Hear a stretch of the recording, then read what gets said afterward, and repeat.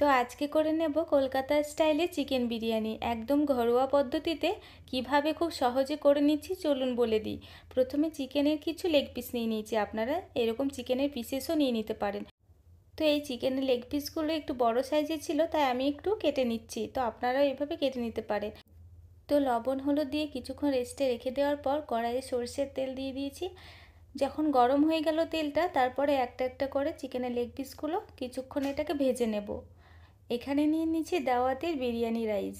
এখানে আমি 2.5 কাপ মতো চাল নিয়ে নেব। তারপরে ভালোভাবে ধুয়ে জল দিয়ে কিছুক্ষণ ভিজিয়ে রাখবো, ওই 30 থেকে 40 মিনিট মতো। আর এদিকে জল নিয়ে নিয়েছি, আর এখানে একটু মোটা সাইজ করে ডুমো ডুমো করে আলু কেটে নিয়েছি। এটাকে ভালোভাবে ধুয়ে পরিমাণ মতো লবণ আর একটু ফুড কালার দিয়ে দিলাম, ওটাকে একটু সেদ্ধ করে নেব। তো এইদিকে চিকেনগুলো খুব সুন্দর ভাজা হয়ে গেছে। চিকেনগুলো কিন্তু আমি লো ফ্লেমে ভেজেছি।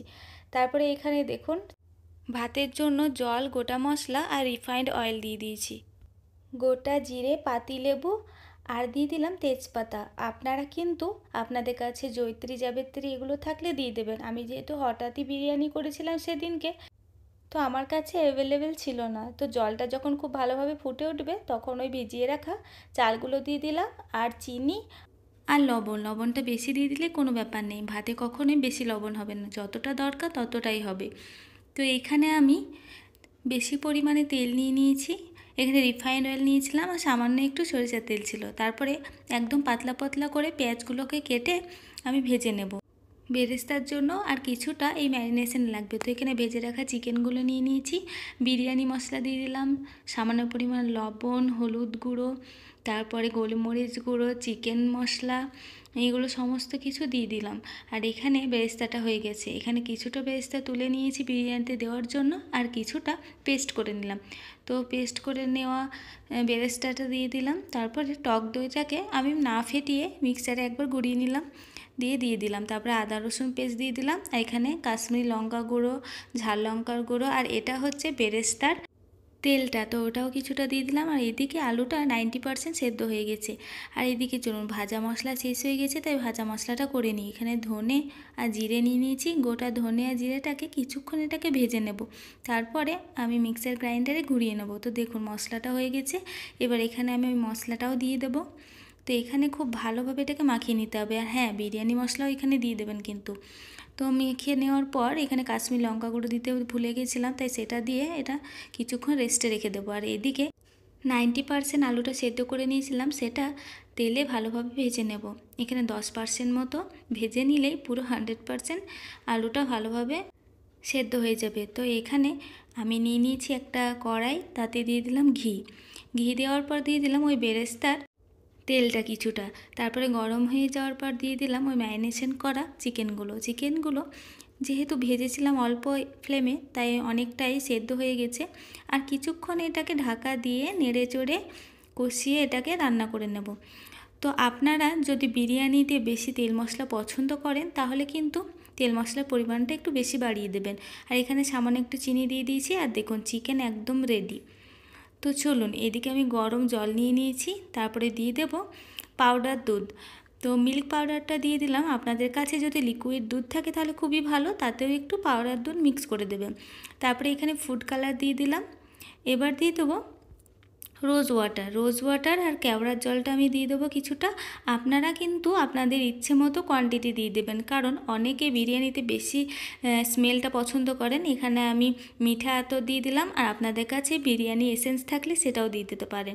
এখানে সামান্য একটু চিনি দিয়ে দিলাম আর লবণ দিয়ে দিলাম, যেহেতু আমি দেখলাম রাইসটা একটু কম হয়েছিল লবণ আর চিনি। তো এখানে আমি বেরেস্তাতে কিছুটা চিনি দিয়ে মাখিয়ে নিলাম, তাহলে কিন্তু খুব ভালো মুচমুচে হয়। তো এখানে দেখুন এবার মেন প্রসেসে চলে যাই। তো এখানে আমি কড়াইয়ের মধ্যে ঘি দিয়ে দিলাম, আর দিয়ে দিলাম বেরেস্তার তেলটা। আমি যেহেতু ঘিটাকে গরম করে গলিয়ে নিইনি, তাই একটু কড়াইটা তখন গরম করে নিয়েছিলাম। তো এখন ফ্লেমটাকে অফ করে দিয়েছি। তারপরে ওই কেওড়া জলের ওটা দিয়ে দিলাম। তারপরে দিয়ে দিলাম বিরিয়ানি মশলা আর গরম মশলা। তারপরে আমি ওই রাইসটা দিয়ে দিচ্ছি। রাইসটা কিন্তু 80% কুক করতে হবে, আমি এটা বলতে ভুলে গেছিলাম। রাইস কখনোই বিরিয়ানি 90% করবে না, 80%। তো রাইসটা দিয়ে দেওয়ার পর বিরিয়ানি মশলা আর গরম মশলা আবারও দিয়ে দিলাম। তারপরে এই লিকুইডটা দিয়ে দিচ্ছি আবার। আপনারা কিন্তু একটা একটা জায়গায় দেওয়ার চেষ্টা করবেন, পুরোটাই দিয়ে দিলে কিন্তু পুরোটাই কালার হয়ে যাবে ভাতটা। তারপরে দিয়ে দিচ্ছি ভেজে রাখা আলুগুলো একটু কালো কালো লাগছে, ওই বেরেস্তার তেলে আমি ভেজেছিলাম তাই, কিন্তু খেতে অসম্ভব সুন্দর হয়েছিল। তারপর এখানে চিকেনের লেগ পিসগুলোকে আমি দিয়ে দিচ্ছি। চিকেনের লেগ পিসগুলোকে ভালোভাবে সাজিয়ে দিলাম। এবার কিছুটা বেরেস্তা উপর থেকে ছড়িয়ে দিলাম। তো একদম বাড়ির তৈরি এই বিরিয়ানিটা খেতে কিন্তু খুবই মজার হয়, আর আপনারা অনেক অনেক পরিমাণে এই বিরিয়ানিটা খেতে পারবেন। এখানে কিছুটা ঘি দিয়ে দিলাম। ঘিটা দিয়ে দেওয়ার পর আবারও রাইস দিয়ে দিলাম। তো ঘিটা যেহেতু দমে রাখবো গলে যাবে, তাই আর আলাদাভাবে গরম করে নিইনি। তো এখানে বিরিয়ানির রাইসটা দিয়ে আবারও একই প্রসেসে সব কিছু দিয়ে দেবো। তো আপনারা এইভাবে অবশ্যই বাড়িতে ট্রাই করবেন। এই বিরিয়ানিটা খেতে অসম্ভব সুন্দর হয়, খুবই সহজ পদ্ধতিতে, কোনো জটিলতা নেই। আর বাড়িতে এই রেসিপিটা ট্রাই করে একটা কমেন্টে জানাতে একদমই ভুলবেন না যে কেমন হয়েছে। তো এখানে দেখুন একই প্রসেসে সমস্ত কিছু দিয়ে দিলাম, শেষে বেরেস্তাটাও দিয়ে দিলাম। তারপরে কিন্তু অল্প একটু ঘি দিয়ে আমি ঢাকা দিয়ে দেবো। আবারও বলছি, যারা রিচ বা বেশি স্পাইসি খেতে পছন্দ করেন তারা একটু বেশি পরিমাণে মশলাগুলো দিয়ে দেবেন। এখানে ময়দা বা আটাকে ভালোভাবে মেখে নিয়ে সুন্দর করে সিল করে দিলাম, ঢাকনাটা ঢেকে দিলাম। আর ওই যে একটা ছিদ্র আছে সেখানে একটা লবঙ্গ দিয়ে দিলাম, যাতে বাষ্পটা বাইরে বেরিয়ে না আসে। এরপর যখন কিছু মিনিট যখন এটাকে রান্না করে নেবেন, তখন দেখবেন একটা সাউন্ড আসবে।